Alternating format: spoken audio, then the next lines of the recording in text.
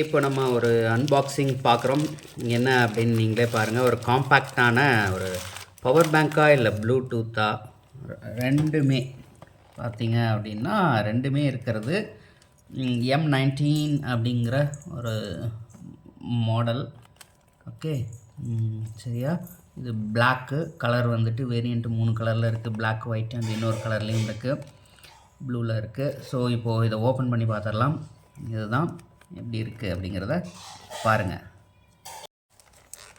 ஆக்சுவலாக இது வந்துட்டு மேட் இன் சைனா தான். ஸோ பார்ப்போம் எப்படி இருக்குது அண்ட் லைஃப் எப்படி இருக்கும் அப்படிங்கிறத. ஓகே,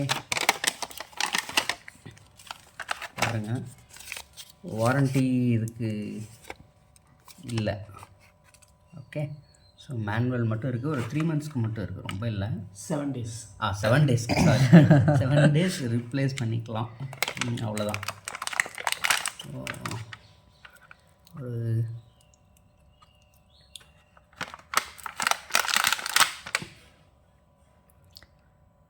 இப்போ ஓகே, இது உள்ளே கிடையாது, அப்படியே நம்ம இதில் அப்படியே வச்சுக்கிறது. ஓகே,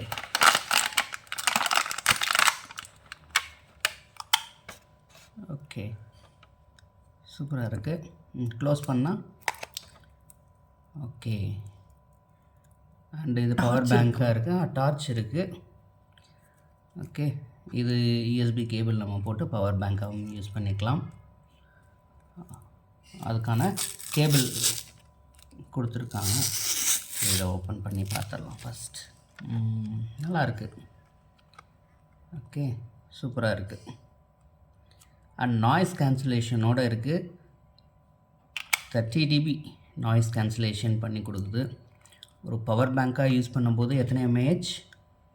3500. 3500 mAh பவர் பேங்க்காக யூஸ் பண்ணும்போது. ப்ளூடூத்துக்கு பார்த்திங்கன்னா 500 அந்த மாதிரி இருக்குது. ஓகே, டார்ச்சும் நல்லா பவராக இருக்குது. கேபிளும் இதுக்கு கொடுத்துருக்காங்க. எக்ஸ்ட்ரா இதுவும் கொடுத்துருக்காங்க. ஓகே, எக்ஸ்ட்ரா பாக்ஸும் உங்களுக்கு கொடுத்துருக்காங்க. இதோட ட்ரைவ் பார்த்தீங்கன்னா 12 mm இல்லையா? அதை எடுத்துக்காட்டு. 12 mm நமக்கு. ஆமாம், 12 mm இது. ஓகே,